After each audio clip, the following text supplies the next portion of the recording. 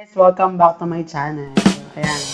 So, pag-uusapan ulit natin paano mag-top up ng load ang mga TalkTalk operator. So, kung nakasubaybay ka sa channel ko, sa video ko na to, kung paano mag-top up, kasi iniisa-isa ko yung mga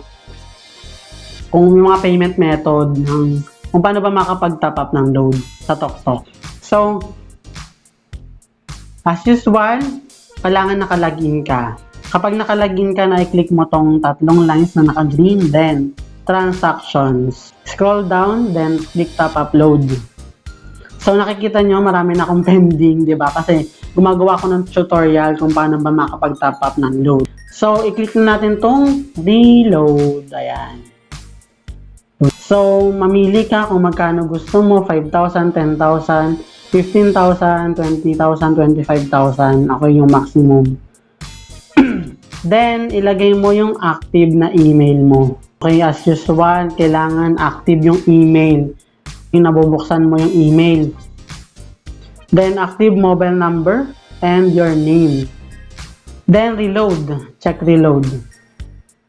Okay, click reload pala. Ayan. Then, wait lang tayo. Ayan na. Gumagawa pa ang PayPanda. Ayan na. Sending. Ayan. So, napag-usapan na natin yung JC Wallet, credit, debit card, online bank, e-wallet. Ngayon naman, OTC sa bank. So, dito, nagkaroon siya, meron na siyang PNB. Nadagdagan na siya. Ito naman, halimbawa, cash lang yung pera mo. Siyempre, walang laman JC wallet mo. Wala kang alam na may debit or credit card. Or, online banking, hindi ka marunong. Pero tinuro ko na, di ba? Para alam mo na kung paano. So, dito naman, over the counter siya. So, parang magbabayad ka, pupunta ka sa bank. Over the counter nga, di ba? So, yung pupunta ka sa bank, doon ka magbabayad. Sabihin ulit natin na BDO, kasi marami, karamihan, di ba, BDO. Ayan. So, BDO, i-click mo lang yan.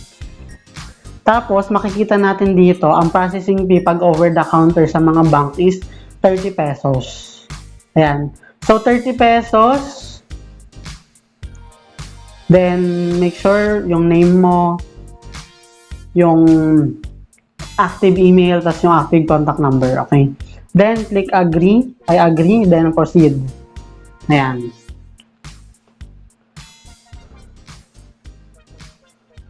Wait lang tayo. Ayan. So, ganun pa rin siya. Ang reference number, 15-digit number. Then, kung paano ka magbabayad, na-i-email na dun sa active na email na nilagay mo.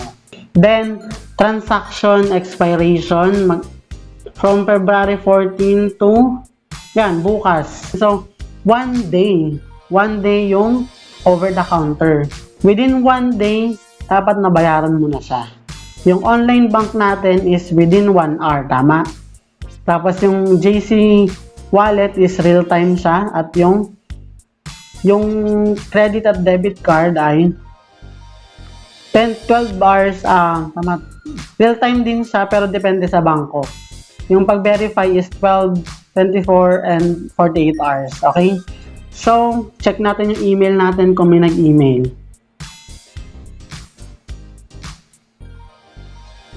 Siyempre naman may nag-email, diba? So, PayPanda, online payment created. Payment transaction created. So, yan, naka-isa, dalawa na. So, kanina online banking, ito naman online payment. Ayan. So, makikita mo dito sa transaction date is February 13. Yung expiration naman niya is February 14. Bukas pa. So, hanggang bukas pwede ko siyang bayaran. Since na Sunday, basta weekend, walang bank. Okay? Kaya, hindi siya advisable kapag magta-top up ka ng weekend. Pwedeng gawin mo na lang online banking or JC Wallet or mamaya or soon sa next video ko GCash or sa mga Mluwilier, okay, sa mga remittances natin. So nakita mo yung amount is 5,000, then Ang gateway service fee is 30 pesos. Total, 5,030 dapat yung babayaran natin. Then, inuulit ko, wag po ito ang babayaran natin, yung may letters at numbers. Dapat po is yung 15-digit number lang. Okay? Kaya nga may nakanote ulit dito na yung 15-digit number lang yung babayaran natin. So, paano naman yan? Paano naman niya babayaran? I-click mo lang yung click here. Ayan. Click here to subscribe. Ayan. So, don't forget to subscribe, ah. So, nakalagay pending. So, visit the nearest BDO branch. Okay? Ask for bills, payment slip, and fill up. Company name is PayPanda. Leave institution code blank. Oh, blank, diba? Huwag mo nang sagutan. Then, subscriber name should be your name. Oh, tama. Subscriber number, the 15-digit reference number provided in the email. So, yung nakapula. Okay, hindi yung may letters. So, ganito yung format niya, itsura niya. Ayan. Ang nasagutan mo lang dyan, company name, subscriber number. Leave blank na yung institution code. So, ganun lang. Then, amount, 5,000, then 30. Tama? Then, punta ka na sa counter, bayaran mo na yung 5,030. Then, wait ka ulit ng another email. Kapag nag-email na ulit yung PayPanda na kung makikita mo, kung 12 hours pending pa rin, 24 hours pending pa din. Sabi ko nga, depende sa bank yan. Kasi may mga clearing pa yan, di ba? Kailangan pang i-verify. Tama? So, kapag naman tama yung reference number na nilagay mo at yung amount, hindi ka magkakaproblema. So, after nun, nabayaran mo na, wait ka na lang ulit ng email ng PayPanda na maging successful ito. Ayun yung naka-pending.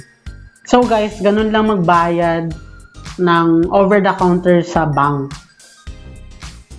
So, again, thank you for watching, and pag may natutunan ka, i-share mo to sa mga kapwa mo operator. Then, don't forget to like and subscribe to my channel para updated ka sa aking mga upcoming videos. Next naman is over-the-counter sa mga non-bank. So, thank you for watching guys. Bye-bye!